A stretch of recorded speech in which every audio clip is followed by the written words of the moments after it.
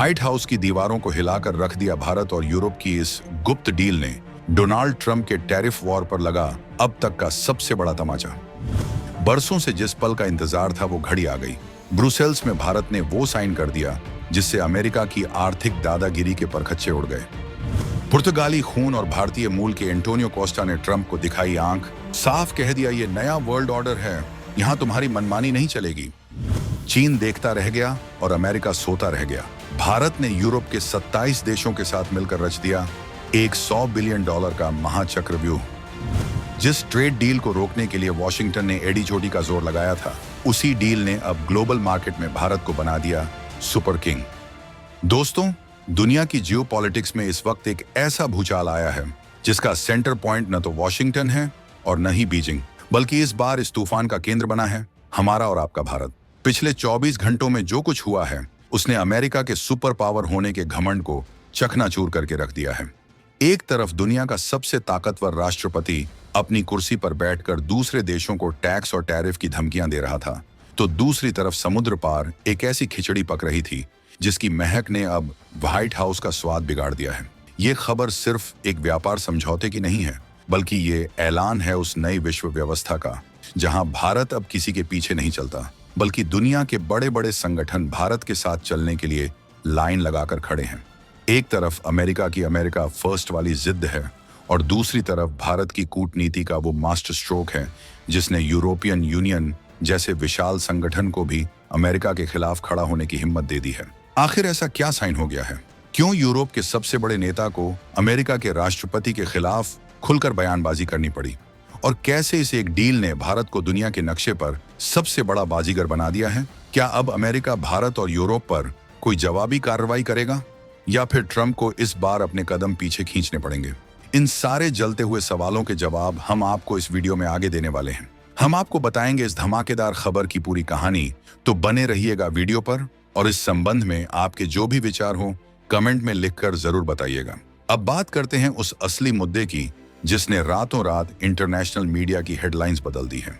आप और हम सब जानते हैं कि डोनाल्ड ट्रंप जब से 2025 में दोबारा सत्ता में आए हैं, उनका एक ही रटा रटाया मंत्र है टैरिफ, यानी जो भी देश अमेरिका को सामान बेचेगा उस पर भारी भरकम टैक्स लगा दो।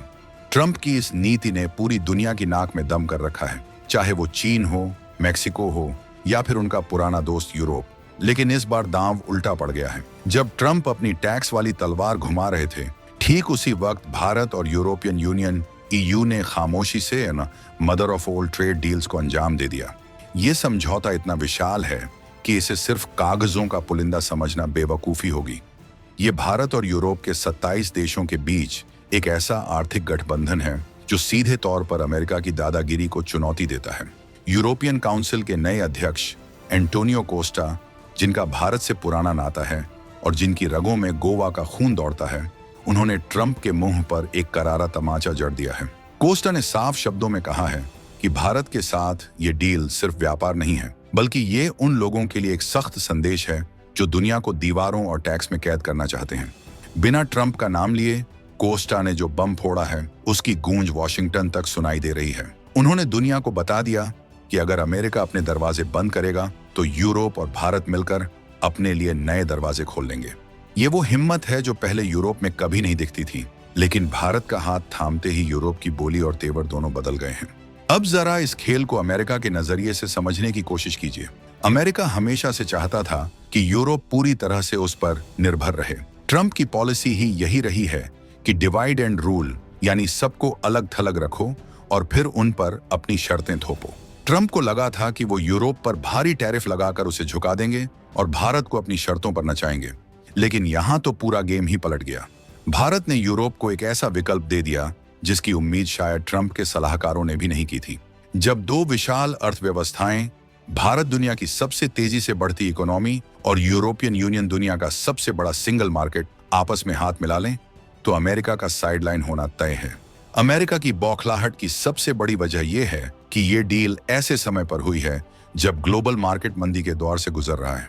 ट्रंप अपने देश को बचाने के लिए दूसरों का रास्ता रोक रहे थे, लेकिन भारत और यूरोप ने मिलकर एक नया हाईवे तैयार कर लिया। इस हाईवे पर अब बिना किसी रोक टोक के अरबों डॉलर का व्यापार होगा, टेक्नोलॉजी ट्रांसफर होगी और सबसे बड़ी बात, डिफेंस और मैन्युफैक्चरिंग में वो काम होंगे जो अब तक रुके हुए थे। अमेरिका अब डर रहा है कि अगर भारत और यूरोप इसी रफ्तार से आगे बढ़ते रहे तो डॉलर की बादशाहत को भी खतरा हो सकता है। ट्रंप जो आइसोलेशन यानी अलगाव की नीति अपना रहे थे, वो अब उन्हीं के गले की हड्डी बन गई है, क्योंकि दुनिया उनके बिना भी चल सकती है, ये इस डील ने साबित कर दिया है। एंटोनियो कोस्टा का भारतीय कनेक्शन और तीखा वॉर। इस पूरी कहानी में जिस किरदार ने सबसे ज्यादा सुर्खियां बटोरी हैं, वो हैं एंटोनियो कोस्टा। आपको बता दें कि कोस्टा केवल यूरोपियन काउंसिल के अध्यक्ष नहीं हैं, बल्कि वो भारत के गोवा राज्य से गहरा ताल्लुक रखते हैं। उन्हें बाबूश के नाम से भी जाना जाता है और भारत के प्रति उनका झुकाव जगजाहिर है। जब ट्रंप ने यूरोपियन सामानों पर 10 से 20% टैरिफ लगाने की धमकी दी, तो कोस्टा ने घुटने टेकने के बजाय भारत की तरफ दोस्ती का हाथ बढ़ा दिया। उन्होंने अपने बयान में जो कहा, वो किसी फिल्मी डायलॉग से कम नहीं था। उन्होंने कहा कि भारत और यूरोप के बीच हुआ ये समझौता प्रोटेक्शनिज्म यानी संरक्षणवाद के खिलाफ एक जीत है। कोस्टा का ये बयान सीधा ट्रंप की अमेरिका फर्स्ट पॉलिसी पर हमला था। उन्होंने इशारों इशारों में कह दिया कि दुनिया अब एक आदमी की सनक पर नहीं चलेगी। जब अमेरिका अपनी सीमाएं सील कर रहा है, तब भारत और यूरोप खुले व्यापार का जश्न मना रहे हैं। सोचिए, एक तरफ ट्रंप दुनिया को डरा रहे हैं कि हमसे पंगा लिया तो बर्बाद कर देंगे, और दूसरी तरफ एंटोनियो कोस्टा भारत के प्रधानमंत्री के साथ खड़े होकर मुस्करा रहे हैं और कह रहे हैं कि हमें तुम्हारी जरूरत नहीं है। ये जियोपॉलिटिक्स में एक बहुत बड़ा शिफ्ट है। ये दिखाता है कि भारत अब वो पुराना भारत नहीं रहा जो दो बड़े गुटों की लड़ाई में पिस जाता था। आज का भारत वो धुरी है जिसके एक तरफ झुकने से तराजू का पलड़ा भारी हो जाता है। कोस्टा ने भारत को अपने पाले में लाकर अमेरिका को ये एहसास दिला दिया है कि यूरोप अब लाचार नहीं है। अब आप सोच रहे होंगे कि अमेरिका और यूरोप की लड़ाई में भारत का क्या फायदा? तो जनाब, फायदा इतना बड़ा है कि आप गिनते गिनते थक जाएंगे। इस डील को मदर ऑफ ऑल डील्स ऐसे ही नहीं कहा जा रहा। सबसे बड़ा फायदा है मार्केट एक्सेस। अब तक भारतीय कपड़ा, चमड़ा, ज्वेलरी और एग्रीकल्चर प्रोडक्ट्स को यूरोप में घुसने के लिए भारी टैक्स देना पड़ता था, जिससे हमारा माल महंगा हो जाता था और बांग्लादेश या वियतनाम बाजी मार ले जाते थे। लेकिन इस डील के बाद भारतीय निर्यातकों के लिए यूरोप के दरवाजे वीआईपी एंट्री की तरह खुल गए हैं। इसका सीधा मतलब है भारत में फैक्ट्रियों की रफ्तार बढ़ेगी और लाखों नई नौकरियां पैदा होंगी। लेकिन बात सिर्फ कपड़े और जूतों तक सीमित नहीं है। असली खेल है टेक्नोलॉजी का। यूरोप के पास दुनिया की बेहतरीन ग्रीन टेक्नोलॉजी, डिफेंस इक्विपमेंट और हाईटेक मशीनरी है। इस समझौते के तहत अब वो टेक्नोलॉजी भारत को आसानी से ट्रांसफर हो सकेगी।